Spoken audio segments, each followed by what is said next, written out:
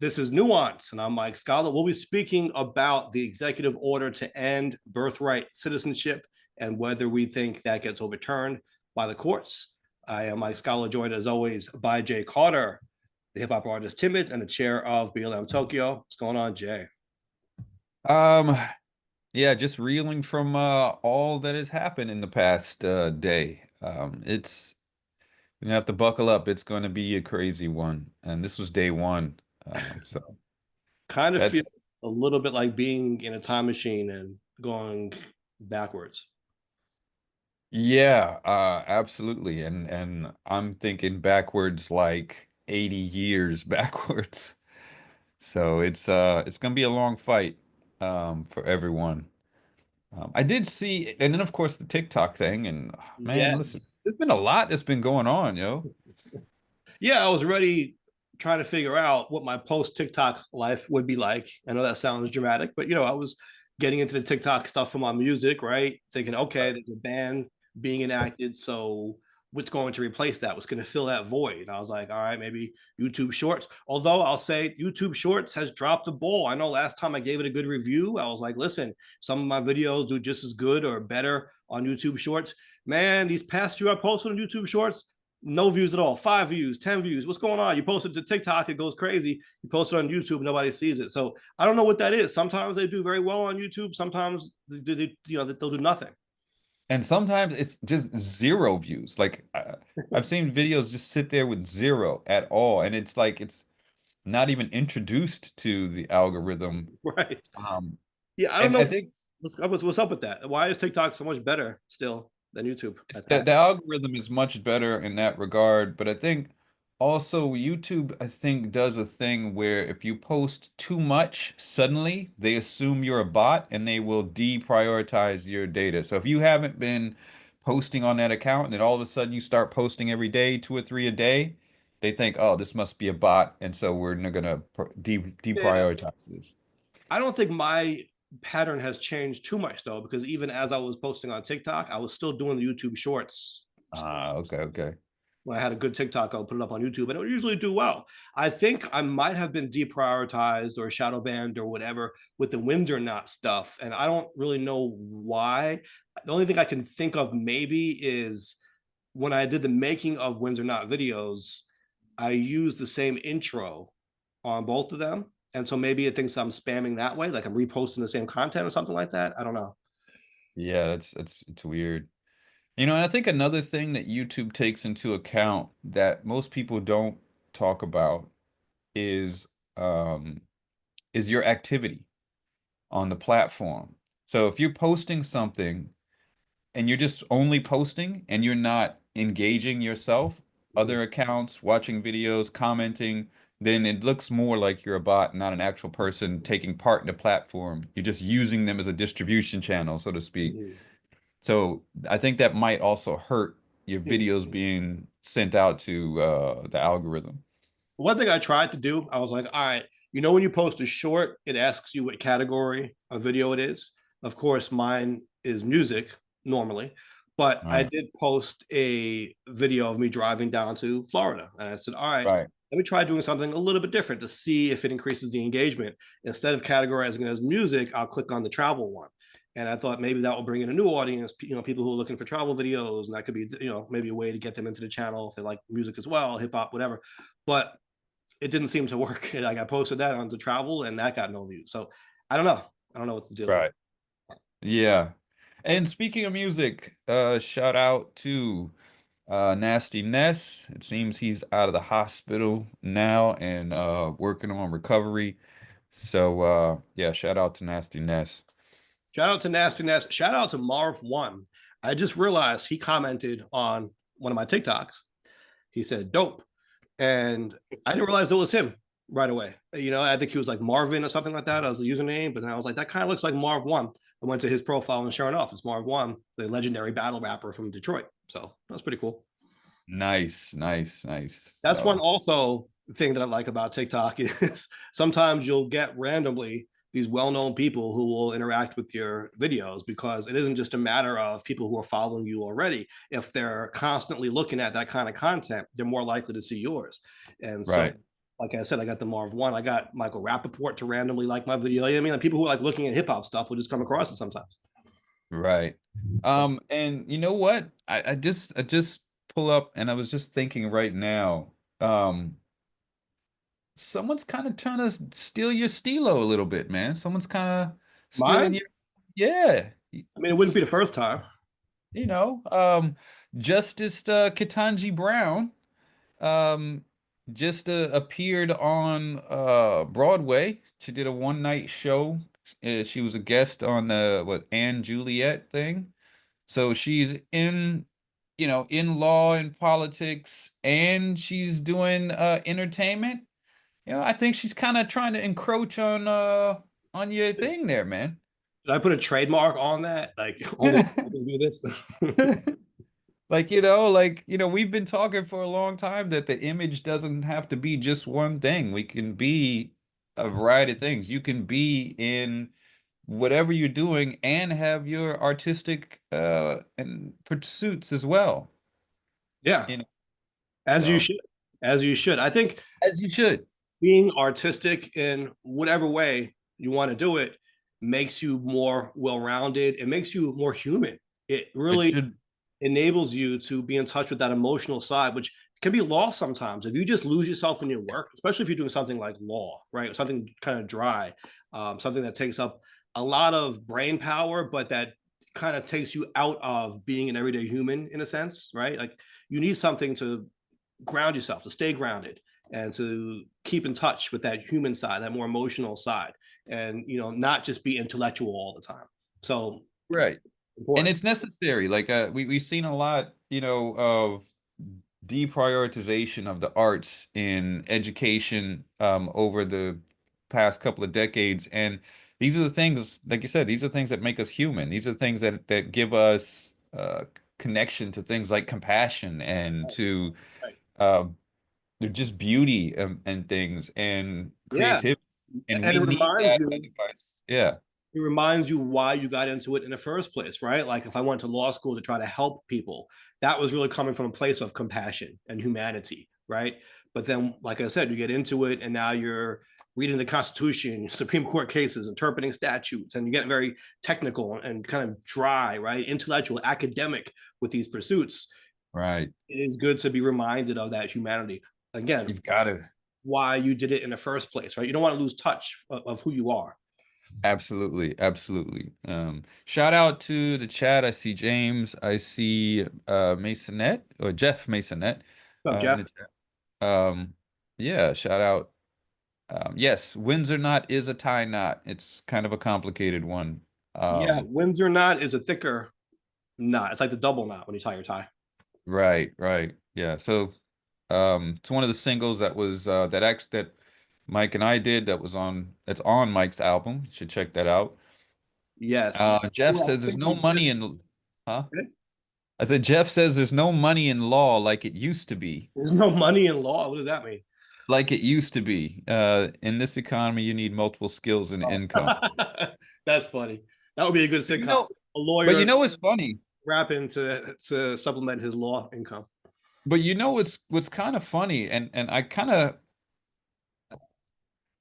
it surprised me when I first went up to New York. When I first moved up to New York, I went to a temp agency to try to get some work quickly so I could get some kind of a contract quickly. Mhm. And I'm at the temp agency and I'm at the desk signing in. The guy standing next to me was an attorney also trying to get some temp work. And that just blew my mind because I'm just But what, he like, trying to get temp work as an attorney? I don't know what he was doing, but he was in I mean, it's very well known that lawyers are always looking for jobs. It's like almost like a stereotype. A lawyer always yeah, wants. but at a temp agency, that kind of blew my mind. I was thinking, like, it's an attorney. Like, what, the idea is that, they've all got money. You're making money because, I But mean, you make your money hourly is but you're you make billing hours. by doing Huh? work. You make money by doing work. You have to get the work to make the money. Yeah, absolutely. But you don't get that work at temp agencies. That's You do. usually I've done a lot of work through temp agencies, but legal temp agencies though. So it wouldn't be the same right, temp agency a non-lawyer would go to. I don't know what kind of work this attorney was looking at, or if that agency right. both maybe. I'm not sure. It could, maybe it was. It kind of surprised me. This wasn't a legal temp agency, but it was a business focused temp agency. It wasn't like the regular, you wasn't going to get jobs like, cleaning offices, that type of thing. This was a business focused And, one. So, it depends on what you're trying to do. Also, like if you're trying to work for yourself, then you do look for short-term jobs. You don't want to be employed right, time for years, right? You want to do something that's right. a start date and an end date, and so you do look at for temp work in a sense. So jumping on a case that's temporary. True. I just remember that shocking me a bit. Yeah. Um, but all Yeah, right. that would not shock me. It might be a little surprising if it was a lawyer going for a job outside the legal profession. And that's sometimes a matter of either them being fed up with the law or maybe having a hard time making a career. It's not going the way they want to, so that they're looking at other options. True, true, true, true. That would make sense. So, all right, before we get to the topics here, I did want to revisit the game that we played last month, I guess, with Chat GPT because it gave us disappointing results. And I wanted to find the search. Here it is. I think you got 9 out of 10 correct. Remember, we asked you to figure out if the name that it gives us is a real actor or a made up actor. The Yeah, problem, the problem was that it picked some obvious ones, and then the fake right. seemed kind of fake. I wanted to pick 10 that are all kind of borderline, and then this way makes it more of a. Okay. So let's see if we can get it to do that. Let's see. I'm gonna say, all right. Okay. I'm gonna tell it straight up. I'm gonna. And I don't know if, I mean, like you said, they're obvious ones, so that's one thing, but I don't know if it's sad or if it's amazing that I got 9 out of 10. Like, Well, we'll see if it's done correctly because this was obvious. I mean, come on, what were some of the names on this list that yeah, carried? there were some really obvious ones on there. Yeah, it's like, come on, Jay, is Keanu Reeves a real actor or not? You got 30, Right, right. 30 Oh seconds. my God, I can't Uh, tell. I all right, mean, if you look at his performance in what is that series, you kind of have to decide, is he really an actor or is he just Matrix. standing there? His chat G James said his chat GPT still obsessed with Al Gore. And I haven't heard any Al Gore things from ChatGPT lately. But I That did was a ask ChatGPT. yeah. Here's the thing. There's a meme that's played often on TikTok where the soundbite says, "Am I the drama? I don't think I'm the drama. Am I the drama?" Right? And it's like a self-reflection type of thing. And so I went into ChatGPT last night and I posted, I said, do you know this meme? And it said, yeah. So it explained what the meme was. And I said, well, is USA the drama? And its response was, globally, the answer would probably be yes. And I put that message to ChatGPT because in that 12 hours that Americans were off of ChatGPT of TikTok, right, they were off of it. There was a flood of posts from a lot of Commonwealth country creators, all of them kind of like, it's calm in here now. It's not toxic anymore. Like this is noticeably different with the Americans gone because they take up so much space and they're so toxic. And when they came back on, there's a lot of videos on there now saying, oh, I missed that time away. They dubbed themselves Commonwealth TikTok, and they're like, we want to connect back with that and not have so much Americans in our feed. And it's just like, It are was we such the a short drama? period. Like, really, yeah. Do you really buy that, or that was just something that the people were saying to try to be funny or whatever? No, it was very, it's go on there and look. It's a lot of people making that post, I'm and sure it's people are like, saying it. I'm sure people are saying it, but did they really perceive such a big difference over like the 2 hours that Americans were banned? it was like 12 hours. And Whatever. for one creator in particular, I forget where she's from, either Canada or UK. She was, I think, Canada. Um, she had posted a video during that time and she's like, all the comments are so positive and whatnot. And then the Americans came back, and then all of a sudden they're talking about how big my forehead is. And they're and it's like, I know I got a big forehead, and they're like roasting me and stuff. And I'm like, yeah, that's kind of us. We do that. But so it's like, are we the drama? And apparently the world sees us as the drama. I mean, I don't completely disagree. At the same time, they are always in our business. So like they're kind of asking to be involved in our drama. But yeah, so ChatGPT thinks we're the drama as well. Okay, well, I asked ChatGPT for 10 names here that are less Okay, obvious. let's And go. yeah, but okay. The question was, does ChatGPT still obsess over Al Gore? The names are not first and last names. They just literally gave me 10 first names, and the first one was Alex. So maybe it is obsessed with Al Gore.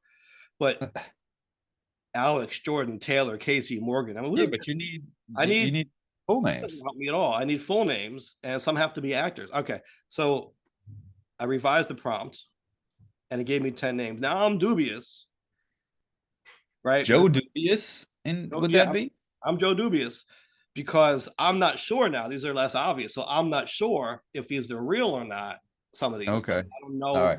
if ChatGPT is making it up and telling me it's real, but I guess we can All verify. right. Let's go. All right, so here we go. Number one, is this a real actor or made up name? Elliot Grayson. That's made up. Yes, it is. According to ChatGPT, that is made up. Number two, Rebecca Hall. That's an actress. Yes, it is. That's what it says. Real actress. Okay. You're two for two so far. Number three, Marion Devine. It sounds like an actress.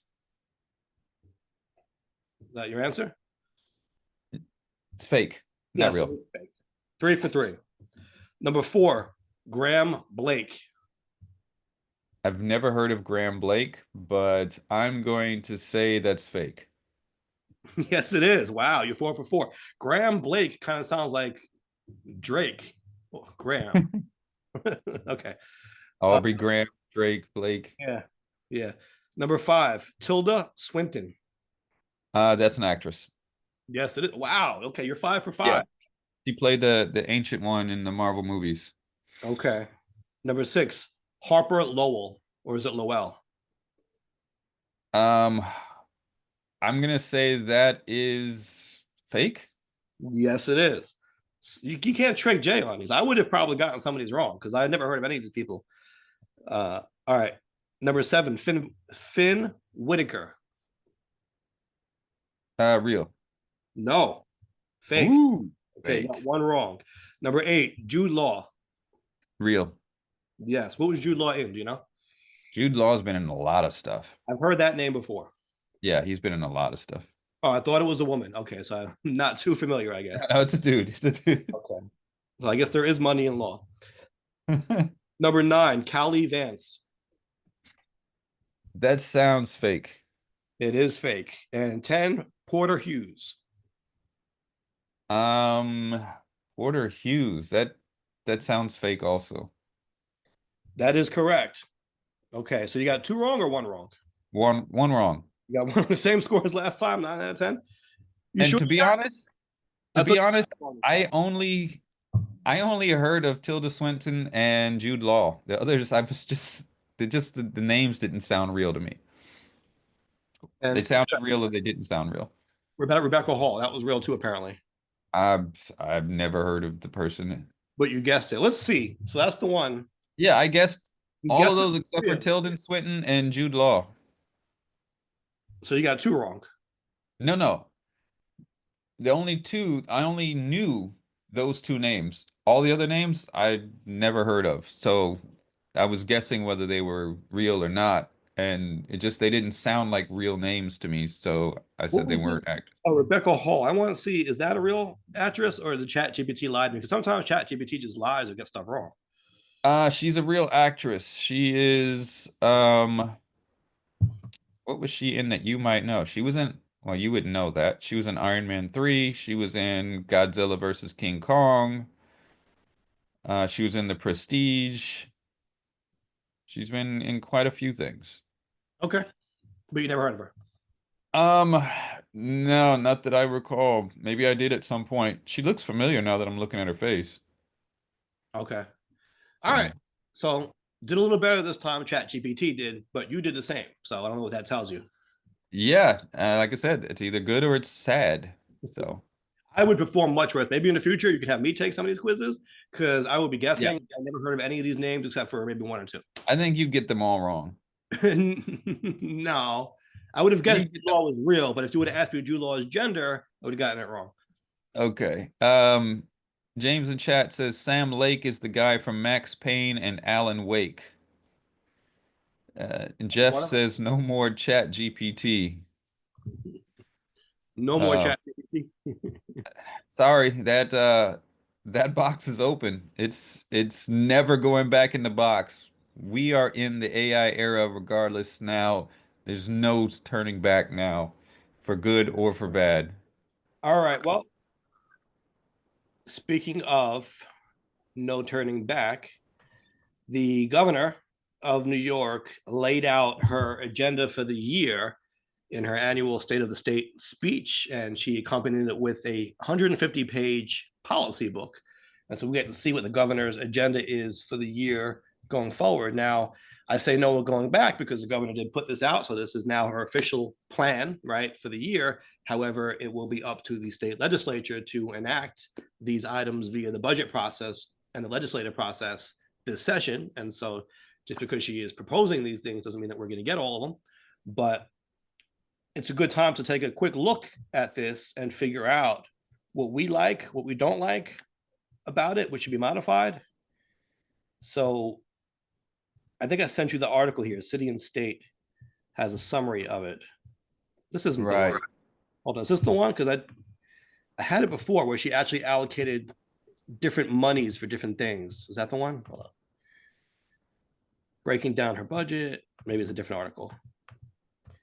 Yeah, this isn't the one. Well, this does talk about certain things. One of the things that was in there that caught my eye, and I think is going to be newsworthy going forward, is the ban that she's proposing on cell phones in schools statewide.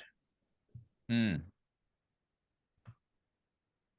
Was that a good idea to you, or is that a tricky one? Um, I think it's tricky.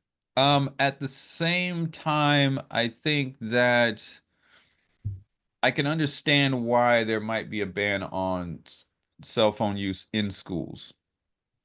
Um, I think it seems like it might be too much, like don't turn. Now, Like the ban I'm not with the idea that, you walk in the classroom and the teacher confiscates the phones. I don't think that's right, but it should not be using them in class. Yeah, when I was in school, obviously we didn't have cell phones, so it's kind of hard for me to relate, I guess, to it because that wasn't even a technology when I went to school, and we didn't need it. We Right. have it. You know what I mean? So we didn't miss what we didn't have. But Right. I guess the question is it going to affect children's behavior in a negative way now, taking it away from them if they had it already? Yeah. Why do you think it's tricky? Why do you think it's needed or it might be needed? Well, because I think it's tricky because cell phones are such a ubiquitous part of life today. Like we have them everywhere we go. And not just Mm-hmm. the cell phone, but smartphones. And we rely on them so much for everything that we do. And so that would be tricky to take that away in class. Um, Now, why do I think they should not Yeah. be using them in class? Is because they need to be paying attention and engaging in the classroom instead of online when they're supposed to be in this classroom environment. Right. So did they have them in class? I mean, I know they had them at schools, but my understanding is that most classrooms wouldn't allow them to be browsing social media during a lesson. Well, yeah, you would hope, but I mean, you're talking about kids. So the teacher could say, put it away, and that doesn't mean they put it away, you know. Um, so I think it becomes tricky in that way, especially if you're in the middle of a text chat and you're a teenager and you're in the middle of a text chat and the teacher's talking and you're like, yeah, I'm not gonna just get off of this conversation. I'm staying in the middle of it. And they're gonna keep trying to circumvent that. So Yeah, it's funny. I don't know. I don't know to what extent is that going on, right? I don't know. I know yeah, I don't know. Yeah, you're I've right. done career day, right? This is the closest I've gotten to see classrooms in recent years. I've done career day. And when I Right. went to speak to classrooms, and I did different grades, right? Fifth grade, sixth, seventh, I think even went down to like third grade, a bunch of different grades. I never saw kids have their cell phone out when I was there. They were all engaged, they Mm. were all talking to me. I don't think I saw one cell phone the whole time. Mm. Well, to be fair, I'm not in. I'm not in high schools and junior high schools in the States, so I don't know that environment either. I'm kind of basing it a little bit on how much we see kids using their phones just in general, but also think about even adults. You go into like the fast food place, how often have you seen the person behind the counter on their phone before you order? Like you're supposed to be here behind the Right. counter, not browsing the internet. But So I should they? imagine Should it's they be? And that's the thing. Should they be? And to what extent is it impacting kids' mental health? Because that was what the governor had mentioned in her speech. She talked about, well, finally we'll be free of the change in right. social media affecting these kids' mental health. Now, obviously, social media is still going to be a big part of their lives. It just won't be happening, I guess, inside the school anymore. But when they go home, it'll still be there, right? Absolutely. Or in recess and in between class. That's But see, I fine. don't know. I think they're trying to ban it from not just from the classrooms, but from schools altogether. But that could be a problem if people need it How for can they emergency do that? purposes. Yeah, how can I don't think they can do that. Like you said, Yeah, emergency they do. purposes is one thing. Um, But how again, can you I didn't have a cell phone when I went to school. You had an emergency, you can pick up a phone and call 911 or something, but you didn't have a cell phone to do it with. no, but this is it's a new day. This is what we're used to, you know. Right. Well, How as long as there are still phones in the school, do you need it? yeah, if it's an emergency, it be able to reach them directly or send a message or something, or maybe for example, you know, we're not gonna be there to pick you up. Go this way after school, or someone's gonna be there to pick you up. Those type of messages, they may need those things.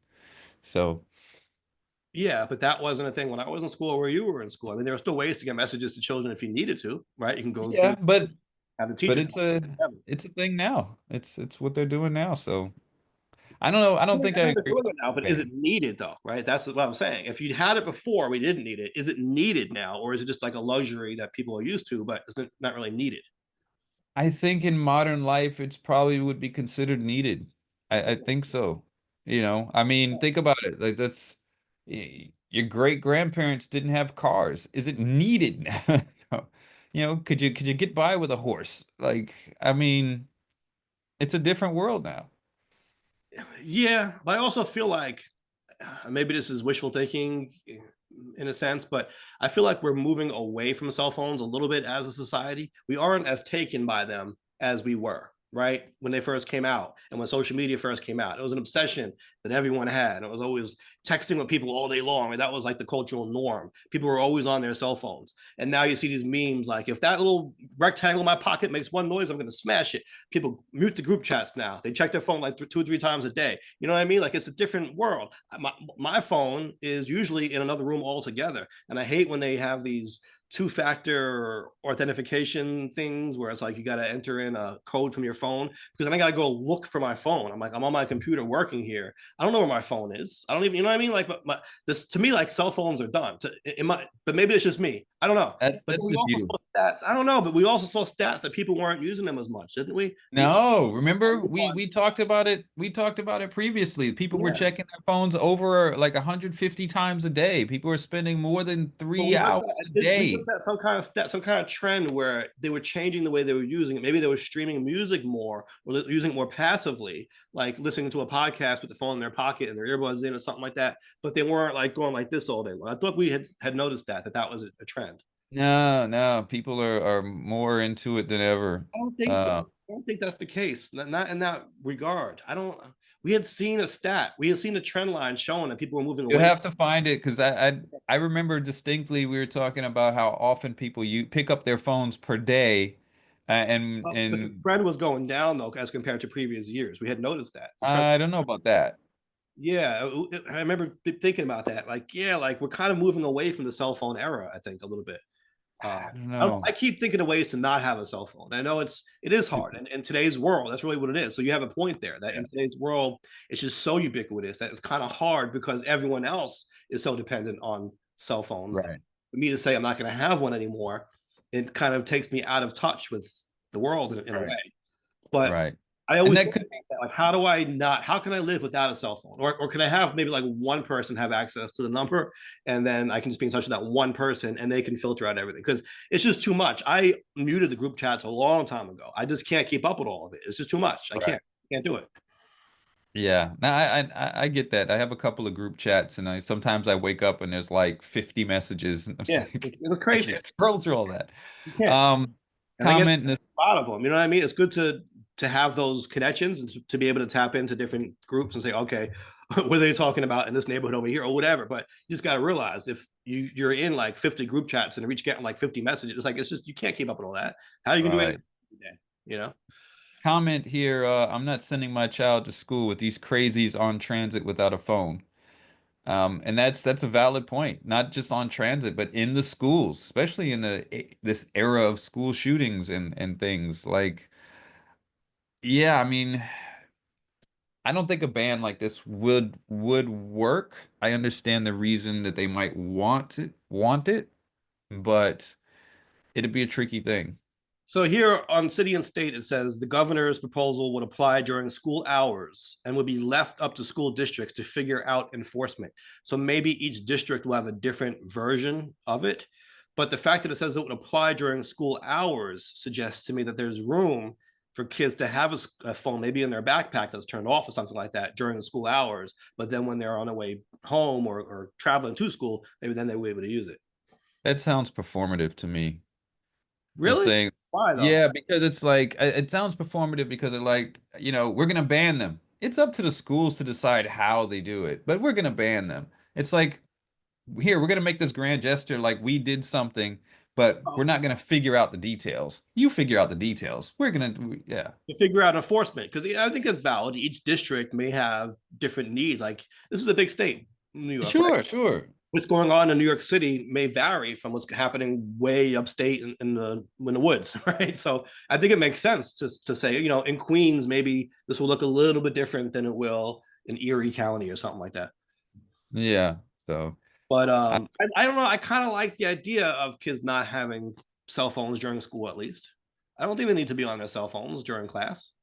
yeah, I mean they can have them with them, but I would, Yeah, and, not and maybe the biggest change here is like if the teachers already say they can't use them in class, maybe the biggest change here will be between classes, right? You're in a right. hallway going from class to class. I'm sure then everyone takes out their phones and is doing whatever. Absolutely. But I don't know. I kind of like it. I'll be honest with you. I like the idea. I think social media in itself has negative psychological impacts on There's people, been studies, absolutely. right? When it comes to bullying and peer pressure and suicides, all these types of things that you see. And so I think maybe we should be moving away from that. And especially in a place like school, put the focus back on learning. Right. So $13.5 million is being allocated, or at least pitched by the governor. She wants to allocate $13.5 million of the state budget to implementing this ban. So it sounds like a lot, but here's the thing: the entire budget that she's pitching for the 2026 fiscal year, $252 billion.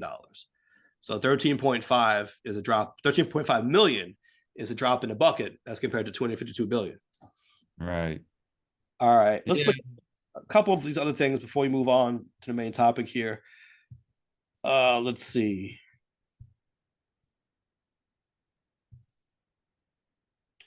She wants to extend the state's millionaires tax to 2032, which raises the tax rates for earners making between 5 million and 25 million and those making over 25 million.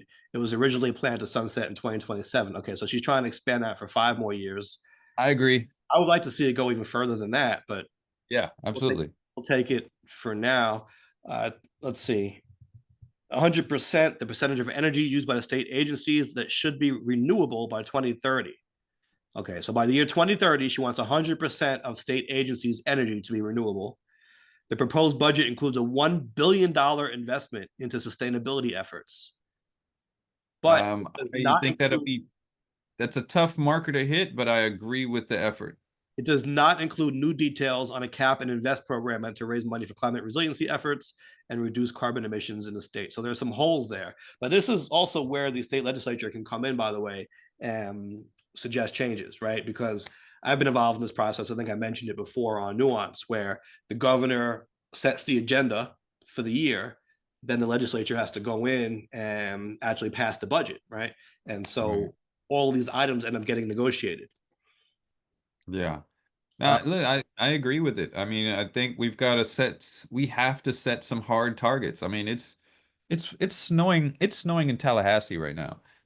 We've we've got to set some hard targets, and even if we don't completely hit those targets, we'll be in a better place than we are now. Now, there are a lot of countries, and I believe California as well, New York maybe, have set a 2030 target on vehicles having to be electric vehicles by 2030. I think Japan is another place that set that target. And other countries in Europe are trying to do that.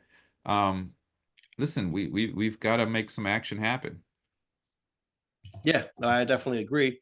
And I like that it isn't being forced on everyone immediately. I mean, 2030, well, it is 5 years, but at least it's a period of time where the adjustment can be made, right? You set a long term target, and then every year you Right, move the needle a little bit, right? Like when it comes to electric cars, you have to build out all of that infrastructure, all the charging right, stations, right? Think about all the gas stations that may need to change to electric, or at least have the infrastructure to accommodate electric vehicles. So, right, you can't just say, well, by next year, all the stuff will be here, because these are big, huge transformational changes I'm speaking of. right. Absolutely. So, Okay, so let's see. Increasing the school budgets, absolutely. 4.7% is the increase to school aid.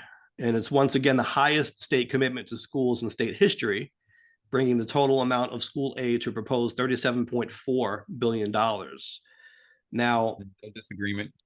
right, although I don't know if it's the flex that people think it is to say the highest state commitment in history.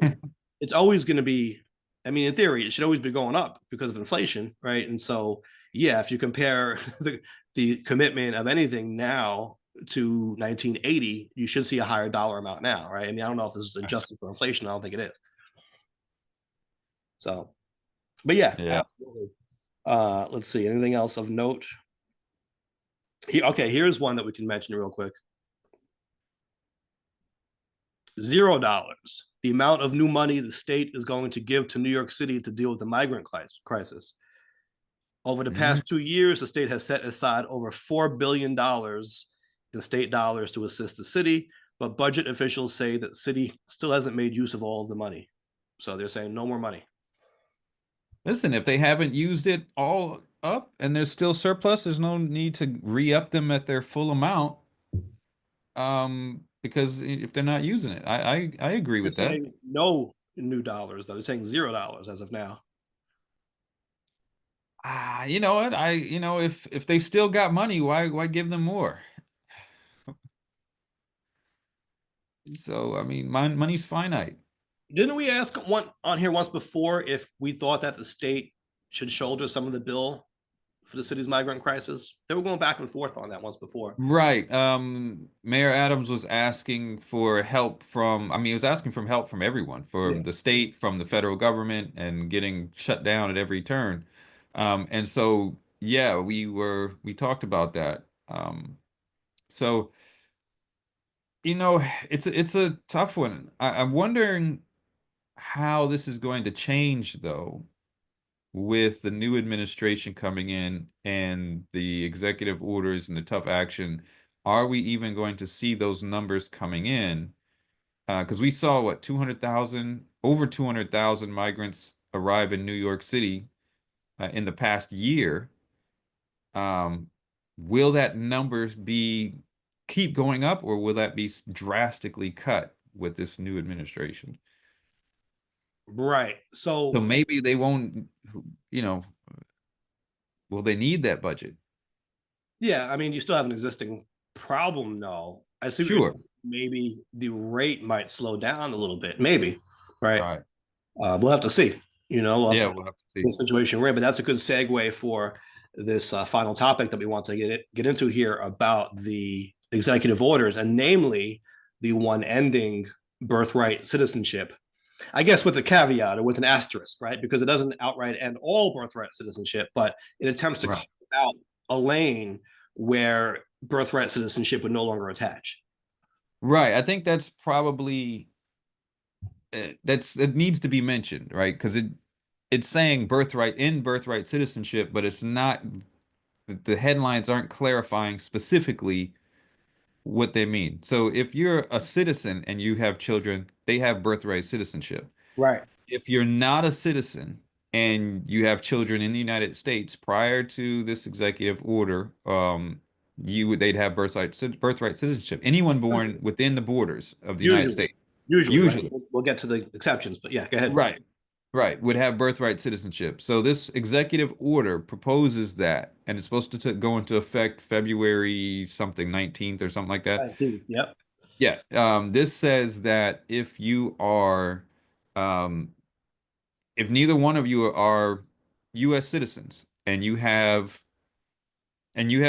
birth within the boundaries of the United States, those kids are not automatically granted birthright citizenship. Right. Basically, But yeah, if you, it's kind of tricky if you parse the language here.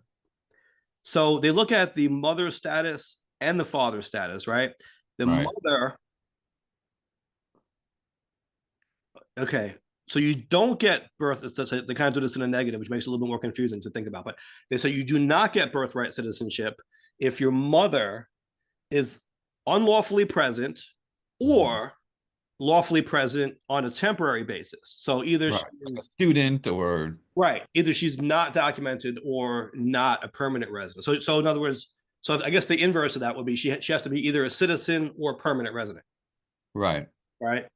But But then there's also an and on that. and so you don't get it if the mother is that and the father is neither a U.S. citizen nor a lawful permanent resident. So Right,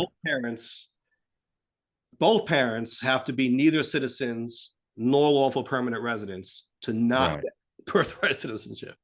So if one parent is a citizen, then the child would have birthright citizenship. Or if one parent is a lawful permanent resident, Then they would have they citizenship. would have citizenship under this. So what do we think about this though? We think it's unconstitutional. Now, You think it's yes. The 14th Amendment does give us birthright citizenship. And it does have a clause, not just any child born in the US, but also subject to the jurisdiction thereof. And that is the phrase that the administration is going to hang its hat on when Right. defending this executive order. As, A as lawsuit soon is as I already saw filed. that, I was yeah. Say it again. I said as soon as I saw that the way it was written, I was like, ah, I see where they're gonna try to argue. Because it says that anyone that was born in the United States and what you said under its subject to its jurisdiction, Mm-hmm. I can tell that they're going to argue that if they're not citizens, they're not subject to its jurisdiction, so it Right. doesn't apply to them. I know absolutely that's what they're going to argue because they can't argue the other part of it, right? The other part is if they're born here, they're a citizen. Well, they can't Right. argue that. So they have to argue the other part and subject to the jurisdiction thereof. So Right. they will. Like I was mentioning, a lawsuit was already filed. 22 states, as well as I believe DC and San Francisco, already signed on to this. So it's being challenged, and we can expect it to work its way through the court system. I want to Mhm. talk a little bit about the subject to the jurisdiction thereof language, because when I went to law school, we did get a visit by a Republican from California. I believe he might have been the attorney general at one point or some high ranking official in California. And he came to the Federalist Society. And that was like one of the rare times I visited the Federalist Society Club because he was there giving the speech and I wanted to see what he had to say. He talked about that clause of the 14th Amendment, subject to the jurisdiction thereof. And he was actually arguing at the time, as crazy as it is and was, he was arguing that Barack Obama should not be considered a US citizen because of that clause. And Why? his argument was that his parents were not loyal to the US, something like that. Like his father was a Kenyan national and his mom was not loyal to US. She had more allegiance to Kenya, something like that. Like she had given up her American allegiance by doing something or traveling somewhere or something like that. And so he was saying that even if, because remember the whole birtherism thing at the time when they were trying to Right. he wasn't born in the US. This guy was trying to sound sane and rational. Right? He was like, whoa, even assuming he is born, let's say he was born in Hawaii, even then he's not a US citizen and so he's an ineligible president. That was the argument he was making. And it was crazy. But Racist he was nonsense. hanging it all on that subject to the jurisdiction thereof language. And he did bring up some interesting points. Like he brought up the fact that, okay, most people presume that if you're born in the US, you're automatically a citizen no matter what, right? Right. And that isn't actually the case. There are exceptions to it. And again, what he was saying was complete nonsense, right? His conclusion didn't make any sense, but it is true that there are exceptions to just being born in the US giving you citizenship. For example, let's say you were a Mexican worker who was hired to work in the US but lived in Mexico but was doing contract work and came into the US to do work and went back home to Mexico at the end of the night, right? If you Okay, so just like a day laborer type of thing. right, if you gave birth in the US, like while you were on your job or whatever, would that child be a US citizen, right? And he was saying there's nobody who would argue yes, right? Everyone would agree that person is not a citizen. And because they're not subject to the jurisdiction of the US. That was kind of a weird example that he gave. I think a better example, and one that you actually see in court cases often when you look at how this has been interpreted by the Supreme Court, right, by the courts, is diplomats. You ever heard of the term diplomatic immunity? That it was Cameron album, I believe, right? That literally means you are not subject to the laws of the US. You have immunity, right? And so Mhm. you're subject to your own country's laws, but you're not subject to the US's laws. And so if you are a diplomat, you're considered not subject to the jurisdiction of the US. And if you have children, that immunity extends to your family, your children and your immediate family as well. So those children also are not subject to the laws and the jurisdiction of the US. And therefore, diplomats' children are not US citizens by birth. And that has been found by the courts to be the case, right? That's just our jurisprudence in America. So that's really where the language came from, diplomat, Right. right? But this was tested. There was a famous case, I believe, dating back to the 1800s, it might be 1898. There was a Chinese national who gave, there was an American born to Chinese nationals. And the argument was that this American born person was not a US citizen because of his parents, right? And way back, I believe it was 1898, we could look this up. The Supreme Court struck down that notion and said, no, he is subject to the jurisdiction of the US. And that's when they started talking about, he's not the son of diplomats. Just because the parents were foreign nationals doesn't mean that you lose birthright citizenship. That's not what subject to the jurisdiction thereof is meant to exclude. So again, this is Supreme Court constitutional law going back centuries, establishing that if your parents are immigrants, it doesn't matter what status they are, that doesn't strip you of your citizenship if you're born here. Right. And so this is, I think, this is what they're going to try to argue. They're going to interpret this language a different way that's subject to jurisdiction thereof, and try to make it go through. Now, the other side to this is that, um, at least from my understanding, Trump did this in an executive order, but he doesn't have the power to do that because this is a constitutional amendment. So he Right. can't just change it at his whim. Right.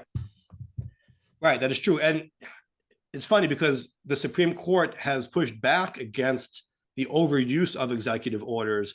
Remember the Biden student loan action and all these different Right. things? They were saying it's an overstep of the presidential power. You can't legislate Right. as a president, you can only enforce.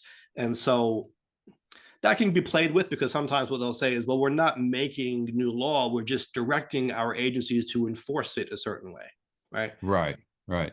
But And I think it is valid to say it's a constitutional amendment. You can't via executive order override the Constitution. right. I think what is happening, and I'm sure they expected that, but what it's going to happen, this is my prediction, is that by this executive order going through, I'm sure they expected there are going to be legal challenges. What it's doing is it's making this argument happen in the court so they can push to get to the Supreme Court to argue this subject to the jurisdiction to get a new ruling on whether or not Oh yeah, it applied that way. And you've got a conservative Supreme Court that right. they're probably counting on to rule in their favor. So it doesn't have to, you don't have to change the amendment. It's just the Supreme Court's new, um, ruling is going to say, well, this is how it's applied. This is how it you interpret it. That's certainly the hope. And you're right, with the current makeup of the court, there is a danger that they can do that. We saw it Right. with Roe v. Wade, right? All these things that we thought were written in stone, well as Right. constitutional principles, well, until they get their hands on them. So Right. it is something to be mindful of. Here's the I think case. it's yeah, just to bring the argument up, and that's Yeah. Well, I just want to say really quick, I found the case I was talking, and it was 1898, so I remember that correctly. It's Wong Kim Ark. If anyone wants to look it up, the let's see, it's United States versus Wong Kim Ark. It was decided in March of 1898, and they found that this gentleman did have birthright citizenship, even though his parents were Chinese nationals. But here's a wrinkle in that is going to be used to distinguish the case. Remember, we talked about, and this, by the way, this could be why the executive order was phrased the way it was. We were wondering why they got so specific with hmm, lawful permanent resident and all that kind of stuff versus citizen. In this particular case, it seems his parents were lawful permanent residents, but they hmm. were Chinese nationals. See if I can find. I just saw that language here. That is something that's going to distinguish the case. Is that around the time of the thinking that brought up the Chinese Exclusionary Act? Absolutely. Mhm. But see, emperor was a big Emperor. What? We had emperors coming in? no What's China. They're talking about subject to the emperor of China. oh. But Yeah, I think they just I think here it is. So here, I just wanted to. Okay, so the Supreme Court considered the single question in the case, which is whether a child born in the U.S. of parents of Chinese descent who, at the time of birth, are subjects of the Emperor of China, but mm, but have a permanent domicile and residence in the U.S. and are there mm, carrying on business and are not employed in any diplomatic or official capacity under the Emperor of China, whether that child becomes a citizen of the U.S. at birth. And the Supreme Court back in 1898 determined that yes, that child does become a citizen at birth, even though his parents were subjects of China. However, they did have a permanent residence. So again, that probably is going to be how they try to distinguish the case. They can say, well, in our executive order, we're not including people who are permanent residents. We're saying if you don't have right, a lawful permanent resident status. So right. one of the ways they're going to try to say it's not like that previous case. And unfortunately, I think they're going to get I think they're going to get it to pass. I think they're going to get it to the Supreme Court and they're going to be outvoted and it's going to stand. At least that part of it, that interpretation of the amendment is going to stand.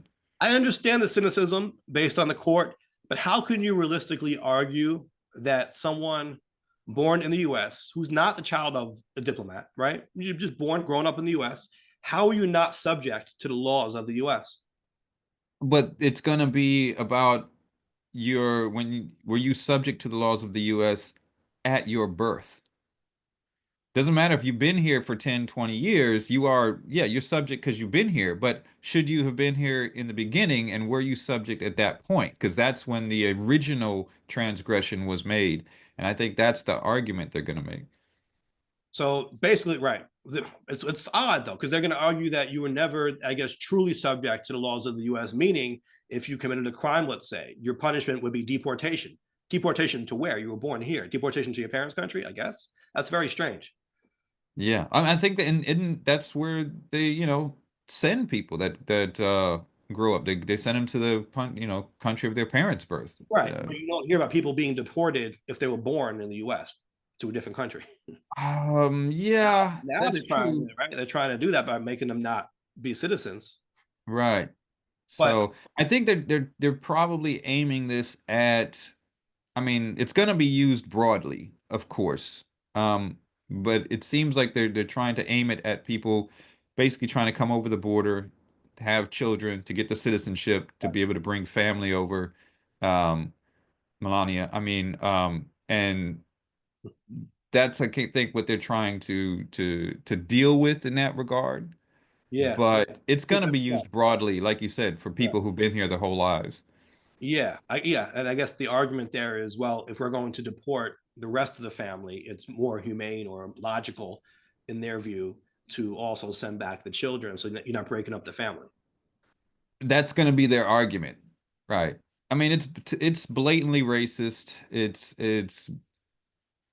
blatantly supremacist. It's disgusting. It's un-American. It's not who we Yeah, yeah. bill ourselves as. And I believe I'm not aware of any other countries in the world that have birthright citizenship quite the way that we do, right? Many other Right. I countries, think they want so. you to establish a bloodline, or you can become a citizen, but you have to live there for so many years. But I'm not aware of any other country where you essentially automatically get citizenship just by being born there.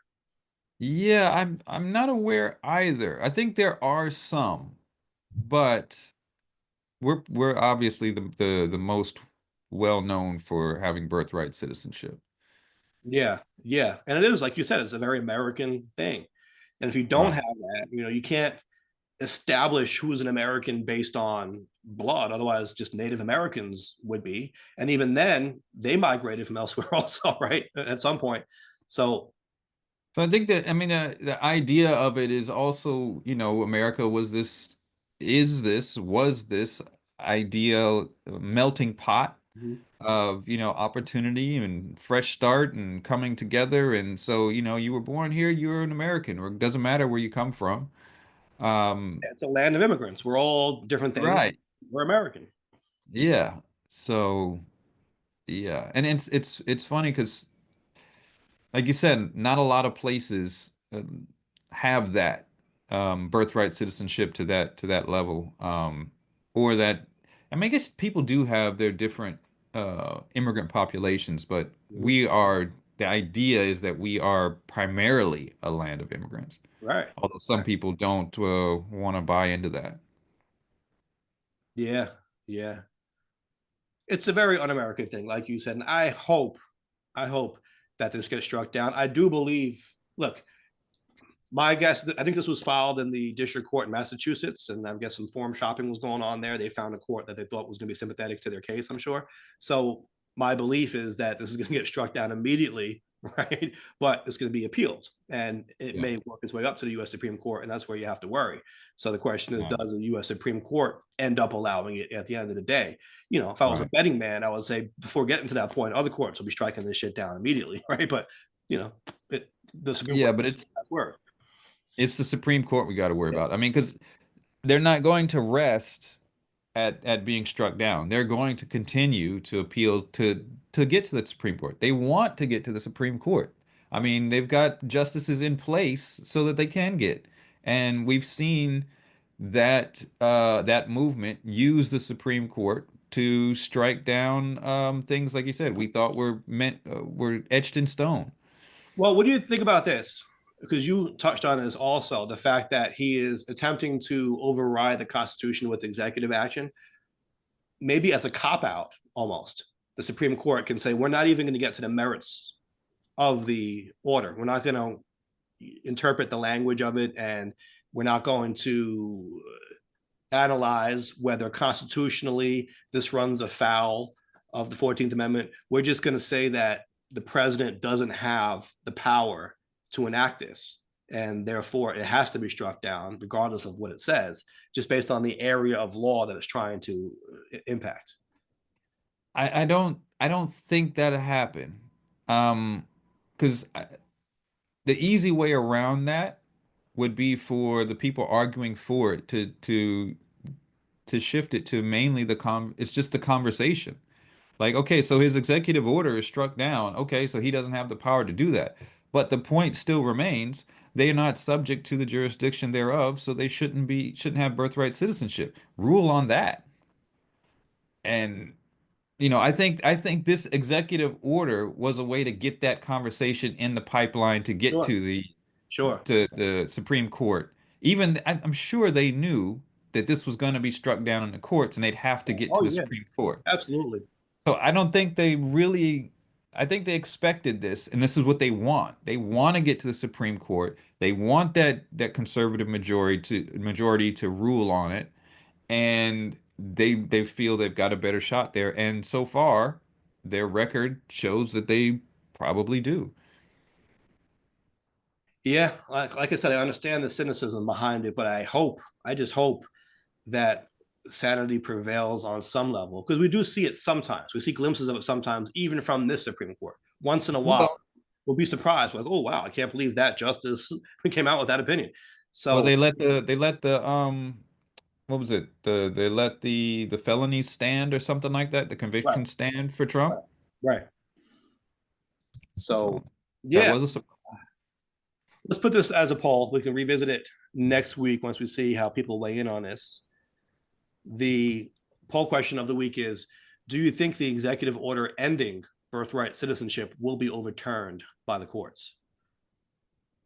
And yeah, I guess we mean ultimately, right? Because I think we all pretty much agree that these courts will be overturning it, but it'll keep getting appealed as well. So right, basically, what is going to be the end result of this, right? Most likely, right, the Supreme Court weighs in. What do they do? So how will this end up? right. Yeah.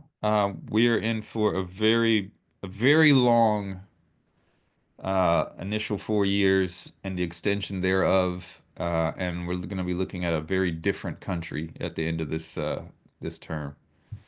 Well, with that said, I know we got to run. Jay, what is the bottom line? The bottom line, it's a tough bottom line. I would like to say, something to the effect of keep hope alive, but at this moment, I don't have a lot of it. I have a lot of cynicism for it, and um, I would like to say that we should try to get past that, but it's not looking good. So I think the bottom line in that regard is, at least on a personal level for people, and I've been running through this in my head that no one's coming to save us. No one's coming to be that one to rescue. So it's going to be up to the people in their personal communities, and the people around them to do things to better their lives, whether that's exercise, diet, healthy relationships, these things going forward. I think that's what people are going to have to hold on to, because it's going to be a rocky ride. Hmm. Well said. People can find us everywhere things can be found in the world. Nuance with Mike Scala and Jay Carter. And YouTube, not TikTok though. Instagram. No, not TikTok. Even though the ban, I guess, is no longer in effect. Only for like 90 days. So TBD on that as well. Yeah. But reach out, join the conversation. As always, we've got work to do, and we'll catch you next time. Have a good night.